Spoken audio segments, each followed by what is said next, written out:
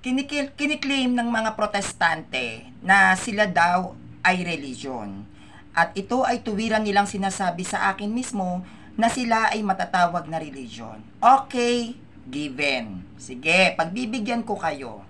Pero meron akong iiwang katanungan. Una, anong religion ang walang sariling compiled Bible?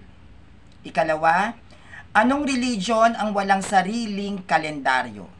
Ikatlo, anong religion ang nakarehistro dapat sa gobyerno?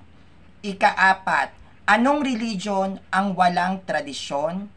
Ikalima, anong religion ang walang sinaunang Kristiyano? Ikaanim, anong religion ang may kakayahan na i-connect ang kanilang founder hanggang sa panahon ni Kristo? Ang religion ay hindi po yan nakarehistro sa gobyerno. Ang lahat po ng mga kilalang religion ay may sarili pong binuong aklat at ito po lahat ay original nilang gawa. Ang religion po, lahat po ng religion ay may mga tradisyon yan dahil sila ay nagsimula pa lang sa mga sinaunang panahon. Ikaapat, ang tunay na religion, hindi po yan nakarehistro sa gobyerno. Bakit? Sapagkat ang mga mananampalataya sa ilalim ng isang relihiyon ay nauna na nagsimula kumpara sa pagpaparehistro sa gobyerno. Ang pagpaparehistro ng sekta o ang pagpaparehistro ng protestante sa gobyerno ay nagsimula noong 1899 sa ilalim ng Estados Unidos ni William McKinley.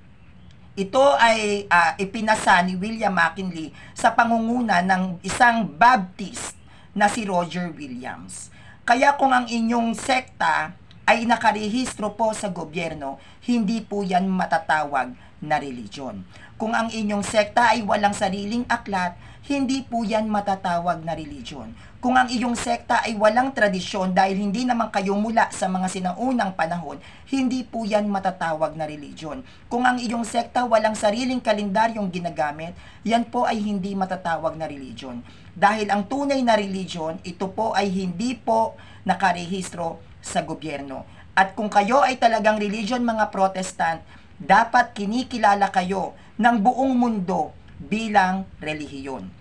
Ang tunay po na religion sa relihiyong Kristyanismo, walang iba kundi ang Catholic Church o ang Roman Catholic Church. Dahil ang Mother Church ng Catholic Church ay hindi po nakarehistro sa gobyerno, may sarili kaming compiled Bible at may sarili po kaming kalendaryo na tinatawag na Gregorian Calendar.